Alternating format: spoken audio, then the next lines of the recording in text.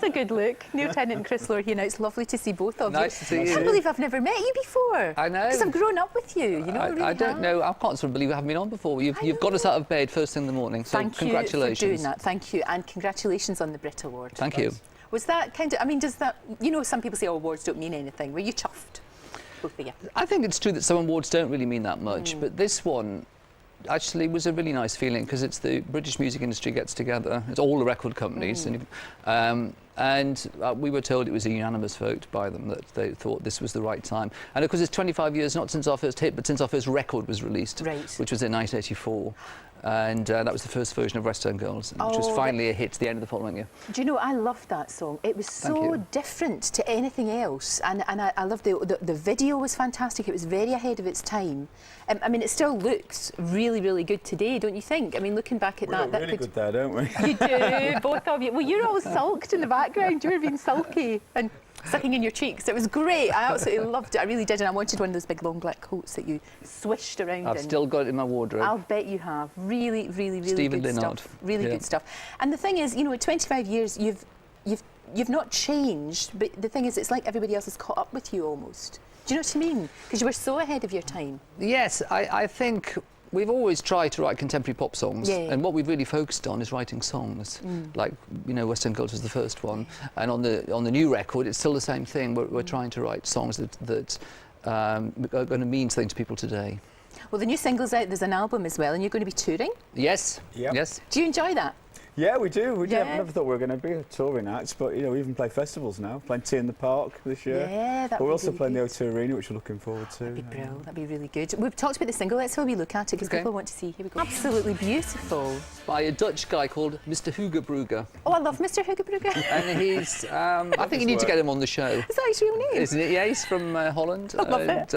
He's an artist as well as an animator, really. You know, he draws most of it by hand.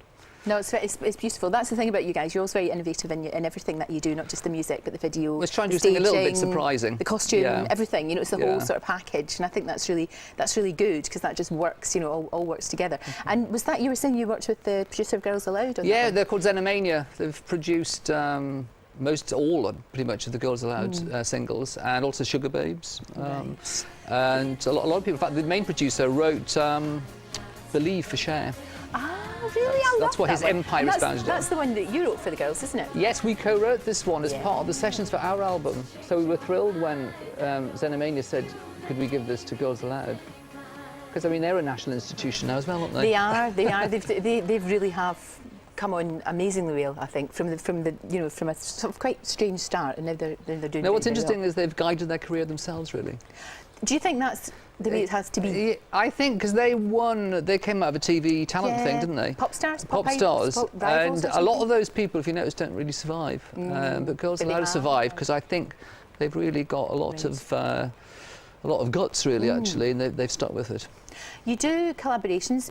Did you do? I mean, obviously, I remember Dusty. That was fantastic. Of course, yeah. That really was. It's 10 years since Dusty died. It's not. It was just 2 weeks ago. God, yeah, I couldn't believe it. That's and I think Dusty would be amazed if she was still alive today. How really she's as popular as ever. Well, everybody's copying now. You look at Duffy. I mean, you know. I mean, this has been a good year for Dusty. With Duffy in particular. I think a lot of these new acts coming up really owe her a huge debt. Yeah, and I think she'd been really thrilled about that. Yeah, she's a very sort of modest woman, wasn't she? I don't think she realised how good she was. No, I think like a lot of brilliant singers. She's quite insecure as well, isn't she? Yeah. That's when you think about how absolutely fantastic she was. And yet she still had that. You always felt that she was kind of like, should I really be here? I'm not quite sure. It's crazy. Well, the first time we worked with her, she said, what do you want me to sound like? And we said, Dusty Springfield. And she said, oh, okay then. Yeah, I think I can do that. Yes, you know, I think Chris said she was a bit insecure. Now, with all the time that's passed, it seems like an amazing privilege that we actually got to work with her, because it's like part of history now. Is there somebody, a sort of icon that you'd love to work with? Is there somebody you really want to? I think what we always talk about working with is maybe someone really young and work with them on their first record, because we haven't done that very often. Yeah.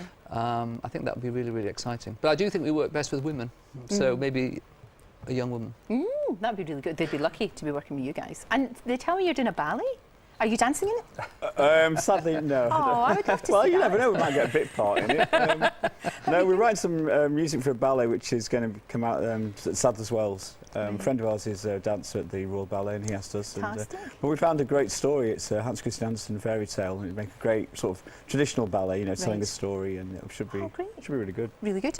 And you need to do something because for your Oh, sweet yes, I'm going to site, take a Twitter if for you the don't mind. twittering thing. Over the course of Upload a our tweet. promotion, we keep Yes. doing radio shows mainly, Yeah, with yeah, TV. yeah. We You do a don't mind? picture. All right. So can we? Can we do a little picture This together? is so cool.